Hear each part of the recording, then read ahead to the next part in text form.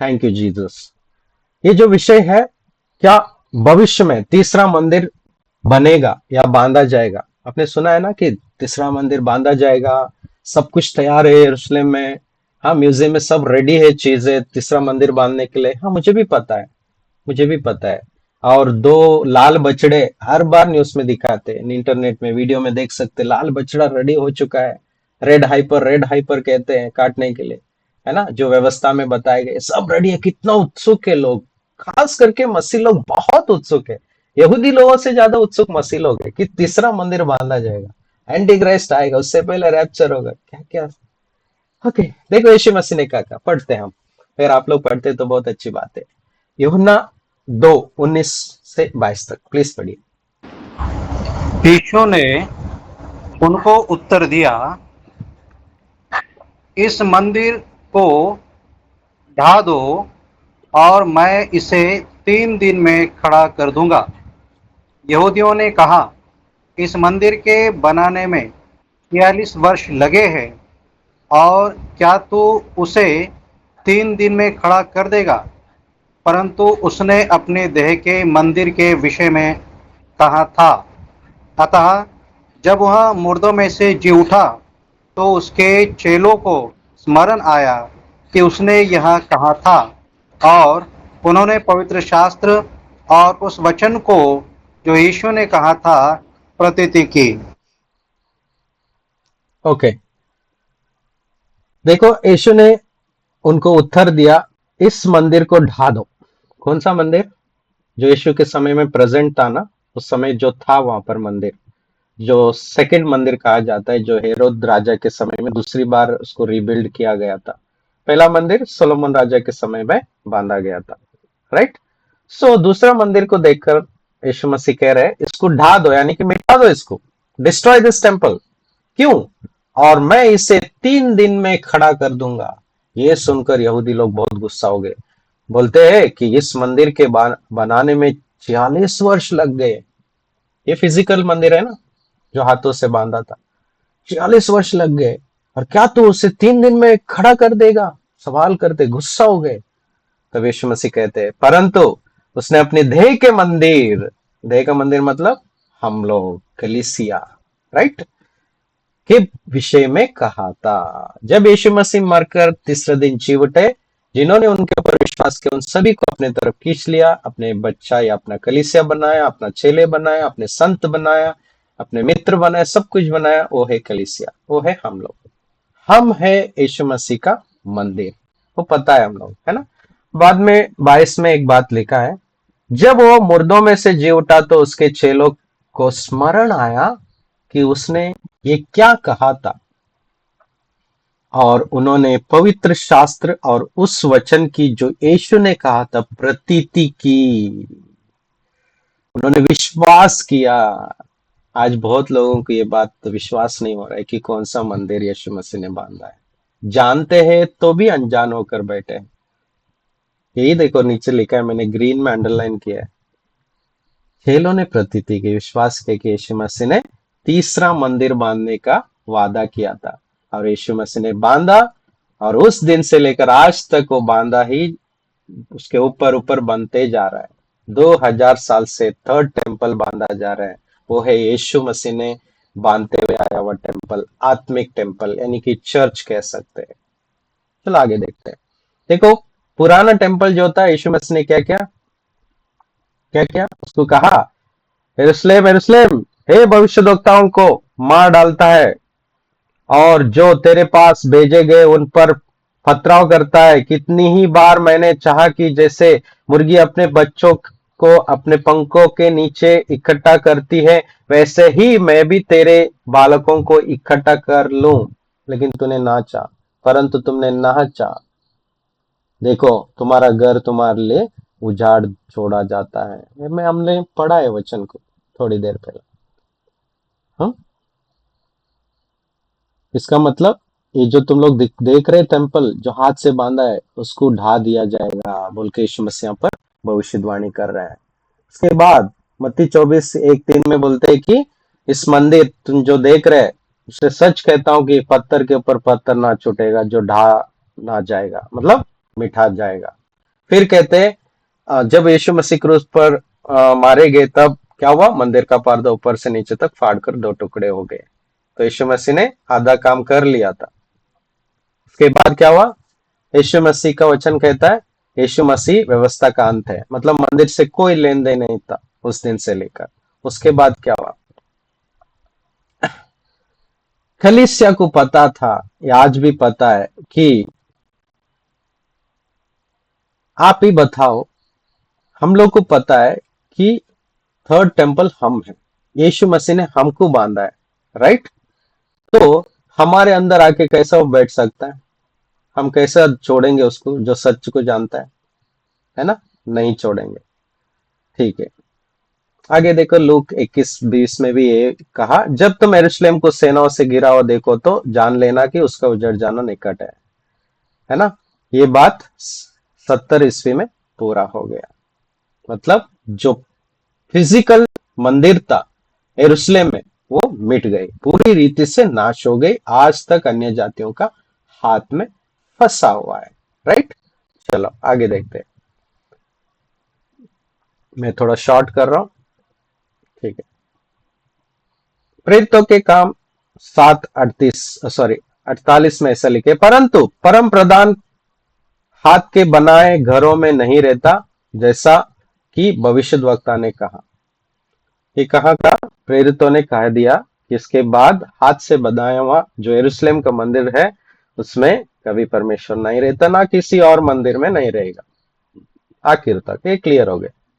अभी हम जानते हैं कि थर्ड टेम्पल आत्मिक टेम्पल है, ठीक है। यहां पर ध्यान दीजिए, मैंने दो शब्द रखा है, एक हीरोन और एक नाओस बोल के। बाइबल में हीरोन कहीं कहीं जगहों पे मंदिर को हीरोन बोल के नाम शब्द यूज किया है, ग्रीक शब्द, और कहीं कहीं जगह पर मंदिर को नाओस बोल के शब्द इस्तेमाल किया है। ये दोनों शब्द का अर्थ है, हीरोन मतलब फिजिकल मंदिर जो आंखों में दिखता है, हाथों से बांधा हुआ मंदिर है, ठीक है। अब नाओस शब्द जहां जहां यूज किया है ग्रीक शब्द, उसका अर्थ यह है आत्मिक मंदिर। ये ध्यान से हमको रिसर्च करना है। आगे बढ़ते हैं। पहला कोरिन्थी 3:16, ठीक है, मैंने 3 नंबर नहीं डाला, 3:16 ऐसा कहता है, क्या तुम नहीं जानते तुम परमेश्वर का मंदिर हो और परमेश्वर का आत्मा तुम में वास करता है। यदि कोई परमेश्वर के मंदिर को नष्ट करता है तो परमेश्वर उसे नष्ट करेगा, क्योंकि परमेश्वर का मंदिर पवित्र है और वो तुम हो। कौन है परमेश्वर का मंदिर, मैं और आप, सारी कलीसिया जो यीशु पर विश्वास करता है और यीशु का लहू से धो चुके हैं, राइट। पहला कोरिन्थी 6:19 ऐसा लिखता है, क्या तुम नहीं जानते तुम्हारी देह पवित्र आत्मा का मंदिर है, बस, और परमेश्वर उसमें निवास करता है। और एक वचन दूसरी कोरिन्थी 6:16, और मूर्तियों के साथ परमेश्वर के मंदिर का क्या संबंध है, क्योंकि हम तो जीवते परमेश्वर के मंदिर है। कितना वचन है ना। अभी बताओ थर्ड टेम्पल कौन सा है, मैं और आप, तीसरा मंदिर हम लोग है। पहला पत्रस 2:5, ध्यान से इसको पढ़ेंगे, तुम भी आप जीवते पत्थरों के समान आत्मिक घर बनते जाते हो। 2000 साल से मैं और आप लोग, हमारे जैसे कहीं मसीह लोग, 2000 साल से जब से सुसमाचार आया तब से लेकर एक एक पत्थर जुड़ते जुड़ते एक आत्मिक मंदिर बनकर, बड़ा मंदिर बनकर खड़ा है।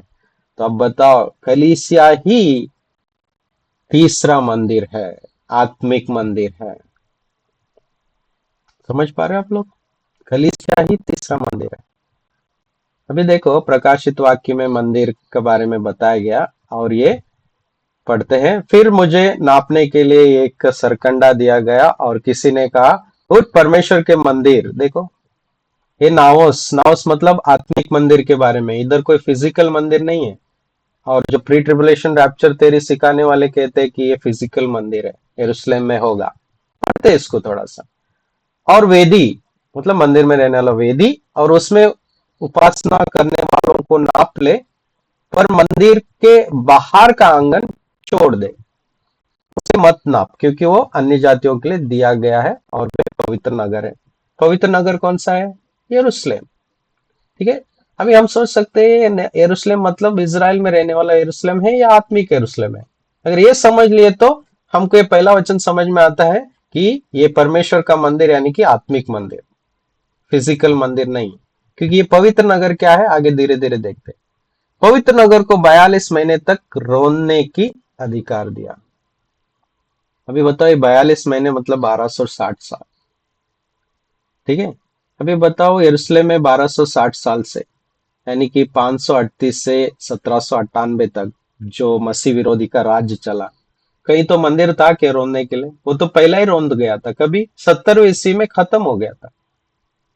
बताओ कहाँ तीसरा टेम्पल बांधा गया यरूशलेम में फिर से, फिजिकली? आज तक नहीं बांधा। और एंटी क्राइस्ट आया भी, उसने अपना राज भी चलाया, और वो कहाँ बैठा होगा? लिखा है ना वचन, वो आगे पढ़ते हैं अपन। सोचने की बात है कि मसीह विरोधी कौन सा मंदिर में बैठा होगा, उसके लिए एक ही वचन रखा है, वो आगे पढ़ते हैं। इसको क्लियर करते हैं, पवित्र नगर मतलब फिजिकल नगर है या आत्मिक नगर है? देखो, रेवलेशन का 21 का 2 पढ़ते हैं। फिर मैंने पवित्र नगर नए यरूशलेम को स्वर्ग से परमेश्वर के पास से उतरते देखा। समझ पा रहे हो? ये फिजिकल यरूशलेम नहीं है। वो उस दुल्हन, देखो दुल्हन के समान थी जो अपने पति के लिए श्रृंगार किए हो। एक्चुअली ये नगर चर्च को, कलीसिया को दर्शाती है। तब वो मुझे आत्मा में एक बड़े और ऊंचे पहाड़ पर ले गया और पवित्र नगर यरूशलेम को स्वर्ग से परमेश्वर के पास से उतरते दिखाया। देखो पीछे जाएंगे, देखो प्रकाशित वाक्य में, ये है आत्मिक मंदिर, ये फिजिकल मंदिर नहीं है जो नापने के लिए कहा। जो वेदी कहा ना, ये कलीसिया का, पवित्र कलीसिया को वेदी कहा गया है। बाहर के आंगन को, जो फॉल्स चर्च है ना, वो बाहर के आंगन कहा गया है। इसके अंदर बहुत कुछ प्रकाशन है, कभी प्रकाशित बुक सीखते वक्त हम सीख सकते हैं, ठीक है। यहाँ पर इतना स्पष्ट कर लो, 42 महीने तक रौंदा जाएगा वो मंदिर, और वो कलीसिया थी। एंटी क्राइस्ट के अधीन में 42 60 साल रौंदा गया। हमने कल देखा कि बिलियन मिलियन मिलियन लोग मारे गए, विश्वासी लोग। तो फिर ये आत्मिक मंदिर के बारे में बात कर रहा है, नॉट फिजिकल मंदिर, ठीक है। ओके, हिब्रू 11:10 ऐसा कहता है, क्योंकि वो उस स्थिर नींव वाले नगर की बाट जोता था जिसका रचने वाला और बनाने वाला परमेश्वर है ना। यरूशलेम के बारे में बात किया गया है, जीवते परमेश्वर के नगर, स्वर्गीय यरूशलेम, उन पायलटों की साधारण सभा और कलीसिया। देखो ये पूरा आत्मिक है, नया यरूशलेम, कलीसिया, मंदिर, ठीक है। देखो ये एक वचन सामने रखता हूं, ये एक ही वचन से आज काफी लोग समझते कि तीसरा मंदिर बांधा जाएगा। ये एक ही वचन। दूसरा वचन इसको सपोर्ट लेते हैं, अभी अभी हमने सीखा डैनियल का 9:27वां वचन, वो जो एक सप्ताह के लिए वाचा बांधेगा बहुतों के संग, और सप्ताह के बीच में अन्न बलि मेल बलि को खत्म करेगा। वो कौन थे? हमने सीख लिया, यीशु मसीह थे, है ना। क्योंकि वाचा बांधने का दूसरा कोई स्क्रिप्चर मसीह विरोधी के बारे में पूरे बाइबल में नहीं है। दूसरी बात, वो एक हफ्ता के लिए बांधेगा बोल के मसीह विरोधी कहीं और नहीं लिखा है। ना वो अन्न बलि मेन बलि को रोक देगा बोल के कहीं पर भी नहीं लिखा है। किसके बारे में? मसीह विरोधी के बारे में। लेकिन यीशु मसीह के बारे में काफी सारे वचन में लिखा हुआ है। अभी आते इस वचन को पढ़ेंगे, ये मसीह विरोधी के बारे में लिखा हुआ है। दूसरा थिस्सलुनीयंस 2:4, जो विरोध करता है वो है मसीह विरोधी, और हर एक से जो ईश्वर या पूज्य कहलाता है मसीह विरोधी, अपने आप को बड़ा ठहराता है मसीह विरोधी, यहां तक कि वो परमेश्वर के मंदिर में बैठकर अपने आप को ईश्वर ठहराता है। इसी वचन से ये रैप्चर थ्योरी वाले कहते हैं कि एंटी क्राइस्ट आएगा, मंदिर बांधेगा और मंदिर के अंदर बैठेगा। कहां मंदिर बांधेगा? कहां मंदिर बांधेगा? ये तो बात है, यही समझना है। कौन सा मंदिर बांधेगा? पता है ये मंदिर, इस वचन को आप स्ट्रॉन्ग डिक्शनरी निकाल के देखिए, इस वचन को मंदिर के जगह पे, टेम्पल के जगह पे नाओस लिखा हुआ है। और नाओस का अर्थ यह है स्पिरिचुअल टेम्पल। डिक्शनरी में डिटेल्स दिखाया गया है। ये स्पिरिचुअल टेम्पल कौन है? कलीसिया। और ये वचन वचन किसके बारे में लिखा है? मसीह विरोधी के बारे में। क्योंकि दूसरे थिस्सलुनीय दूसरा अध्याय तीसरा वचन लिखा है ना, सन ऑफ प्रेडिशन बोल के। ऊपर पड़ेगा तो पता चल, वो डालना चाहिए था, यहाँ पर नहीं डाला। मसीह विरोधी आत्मिक मंदिर में बैठेगा। और मसीह विरोधी का समय 1260 साल तक। सोचो, सिर्फ 7 साल तक आके एक हाथ से बनाया हुआ मंदिर में बैठ के उसको क्या मिलेगा? शैतान को बोलो, यरूशलेम में मंदिर बांधा ही बोल के सोचो, उसको क्या मिलेगा परमेश्वर के विरोध करने के लिए? क्योंकि परमेश्वर ने खुद मसीह के द्वारा व्यवस्था का अंत किया। खुद मसीह ने वो यरूशलेम का मंदिर को ऊपर से नीचे फाड़ दिया अंदर। और यीशु मसीह ने खुद बोला इसको उजाड़ दिया जाएगा। यीशु मसीह ने खुद बोला पत्थर के ऊपर पत्थर नहीं रहेगा। खुद बोला ये नाश करा जाएगा आखिरी तक, 2000 साल तक, यानी कि अन्य जातियों का संख्या पूरा होने तक वो 2000 साल से चल रहा है कि ये मंदिर उजड़ा हुआ पड़ा रहेगा। तो फिर एंटी क्राइस्ट आके उसको बांध के उसको क्या मिलेगा? उसको चाहिए कलीसिया, उसको चाहिए यीशु मसीह को विरोध करना। इजरायली तो पड़े हुए हैं। इजरायली तो परमेश्वर के हिसाब में आज नहीं है ना। वो तो असली वोलिव को क्या बोलते हैं हिंदी में? वोलिव वृक्ष, वोलिव बोलते हैं क्या? ठीक है, जैतून, जैतून, जैतून के वृक्ष के मुख्य डालियां वही थे ना। हम तो जंगली थे, कलीसिया अन्य जाति। हम जोड़ दिए गए, उनको काट दिया गया। 2000 साल से उन लोग काट के नीचे गिरे हुए हैं। अभी यीशु मसीह जब आएंगे उनको फिर से जोड़ेंगे। वही रोमियो का 11 अध्याय में इतना डिटेल्स में पौलुस ने लिखा है। राइट। अब बताओ, एंटी क्राइस्ट आके मंदिर बांधेगा बोल के एक वचन कहीं आया तो निकालो, नहीं मिलेगा, नहीं मिलेगा, है ही नहीं। तो मैं 15 साल से ढूंढ रहा हूं, 10-15 साल से ढूंढ रहा हूं, नहीं मिला। मैंने भी यही विश्वास किया था, यही वचन के अनुसार, अरे एंटी क्राइस्ट परमेश्वर के मंदिर में बैठेगा, मतलब तीसरा मंदिर बांधा जाएगा। इमेजिनेशन, देखो इमेजिनेशन नहीं चलता इधर, प्योर वर्ड चाहिए इधर। हमने ये आत्मिक मंदिर के लिए कितना वचन निकाला। तुम्हारा देह ही परमेश्वर का मंदिर। यीशु मसीह ने खुद कहा कि मैं 3 दिन में बांधूंगा तीसरा मंदिर। 2000 साल से बांधा जा रहा है। यह है तीसरा मंदिर, कलीसिया। इसके अंदर बैठने के लिए उत्सुक रहेगा कौन? मसीह विरोधी।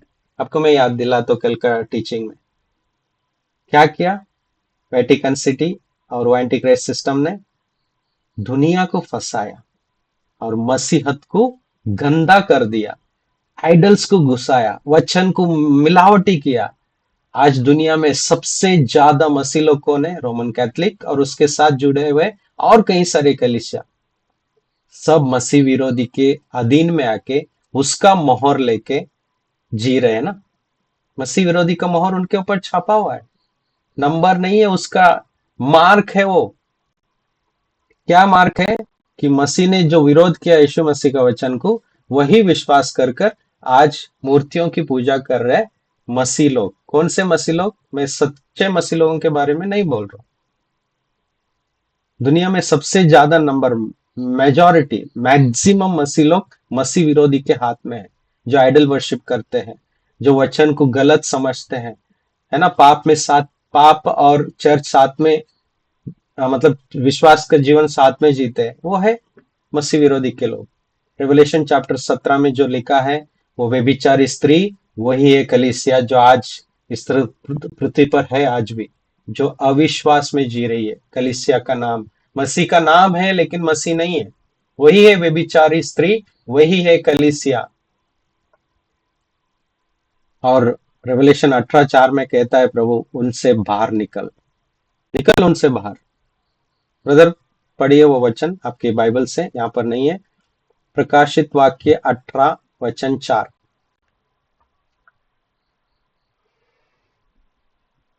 18 का 4।